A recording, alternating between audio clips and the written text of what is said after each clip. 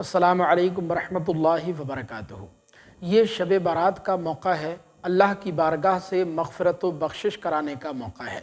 मगर ये सआदतमंदी वही इंसान हासिल कर सकता है जो शब बारात में अल्लाह की इबादत करे और अपने परवरदिगार को राज़ी करने की कोशिश करे। हमारी बहुत सी माएँ बहनें जिनको शब बारात के मौके पर पीरियड हो रहा होता है, जो हैज़ व निफास की हालत में, नापाकी की हालत में होती हैं, वो बहुत ज़्यादा परेशान होती हैं कि हम शब बारात में इबादत कैसे करें। लिहाजा हम अपनी ऐसी ही बहनों के लिए आज की इस वीडियो में 10 ऐसी इबादतें बताने जा रहे हैं जो हमारी पीरियड वाली बहनें शब बारात में बिलाशुबा कर सकती हैं, और अगर वो करेंगी तो इंशाअल्लाह बेपनाह अजर व सवाब भी पाएंगी। अल्लाह की बहुत सी रहमतें, बेशुमार नेमतें उनको हासिल होंगी, शब बारात का फैज़ान भी नसीब होगा। लिहाजा ये वीडियो आप सब के लिए बहुत इंपॉर्टेंट है, आखिर तक लाजमी देखिएगा और आगे भी शेयर कीजिएगा ताकि हमारी दूसरी बहनें इस जानकारी से फ़ायदा उठा सकें। तो आइए बिला ताख़ीर वीडियो को शुरू करते हैं। देखें, सबसे पहले तो ये समझ लें कि कुछ चीज़ें ऐसी हैं जो हमारी पीरियड वाली बहनें पीरियड की हालत में बिलाशुबा नहीं कर सकती, करना नाजायज़ व हराम है। जैसे कुरान मजीद का पढ़ना। कुरान मजीद चाहे देख कर पढ़ा जाए, छू कर पढ़ा जाए, बग़ैर छुए पढ़ा जाए, ज़ुबानी पढ़ा जाए, बहरहाल पीरियड की हालत में, हैज़ व निफास की, नापाकी की हालत में नापाक औरतें कुरान मजीद की तिलावत नहीं कर सकती।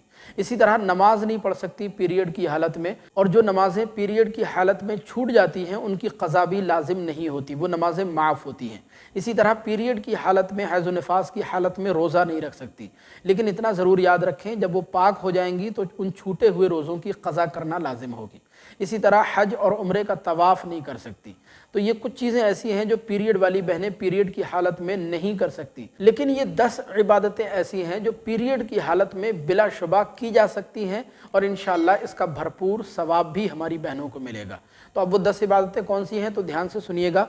देखिए, अक्सर हमारी बहनों की तरफ से ये सवाल आता है कि पीरियड की हालत में क्या हम तस्बीह पढ़ सकते हैं।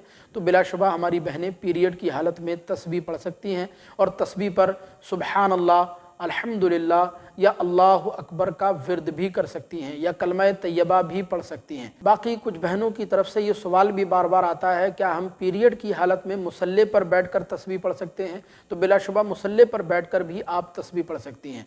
बस ख्याल ये रखें, बेहतर ये रहेगा कि आप ये सारे ज़िक्र व अज़कार करने से पहले अगर वुज़ू कर लें तो ये ज़्यादा बेहतर रहेगा।